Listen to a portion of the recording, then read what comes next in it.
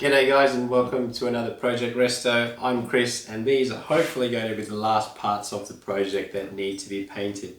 It feels like all I've been doing for the last couple of weeks, it's been probably about 3 or so weeks since my last video, is prepare metal, prime it and paint it. And it has been a lot of work, but it is going to be worth it in the end. It would have been so easy just to replace everything on this build.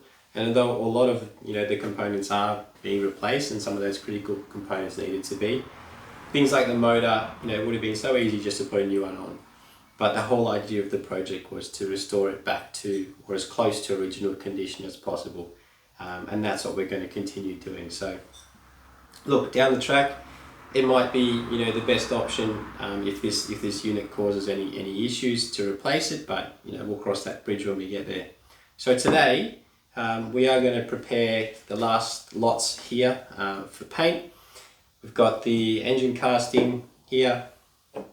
This is the bracket for the clutch fork. This will need to be powder coated, so I'm going to send that off this week. Clutch cone, which will be black, and all these other parts will be black as well. This is the handle for the lever for the clutch. We've got the bearing housings and height adjust assembly, all that kind of thing. Here, this is the lock nut for the exhaust, and this is the bearing housing for the PTO shaft.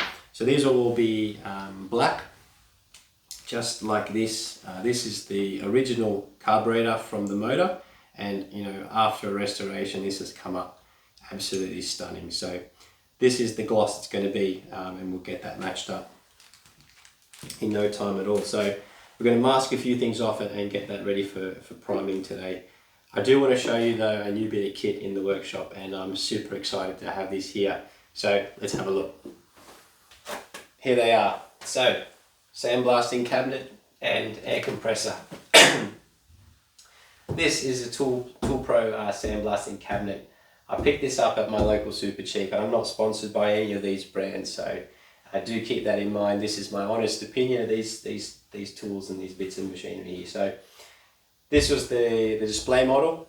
So the guys at the Super Cheap there were happy to take a few dollars off, which is fantastic. And this is a Lincoln air compressor I picked up from Sydney Tools. It's one of those quiet compressors, and it is absolutely quiet. So I'll put it on so you can hear it. There you go, that's it. So hopefully you can still hear me speaking, but that is so quiet.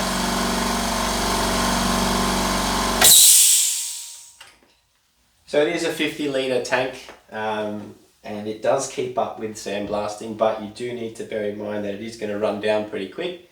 So you do have to, have a couple of breaks throughout that process. But for little things that I'm doing, I'm not sandblasting, massive body panels on the car or anything like that. So for any small little jobs and bits and pieces, just like I did with all of those motor and clutch components and whatnot, they were all done in here.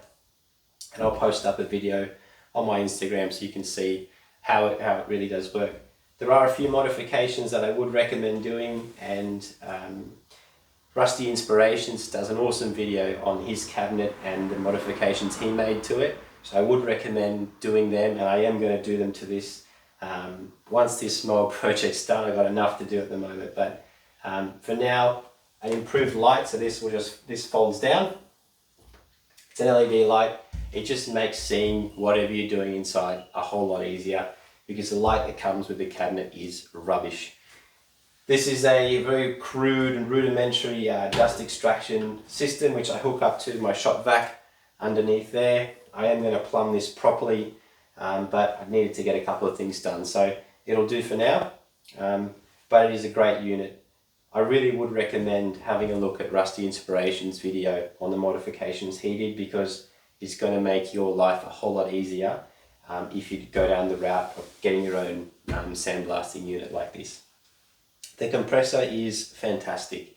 For what I need, this is the first kind of air compressor that I've purchased. It is really good. It's only 50 litres, so you do need to bear in mind you're not going to be painting a whole bunch of stuff easily, but it is going to get the job done for my context and what I need.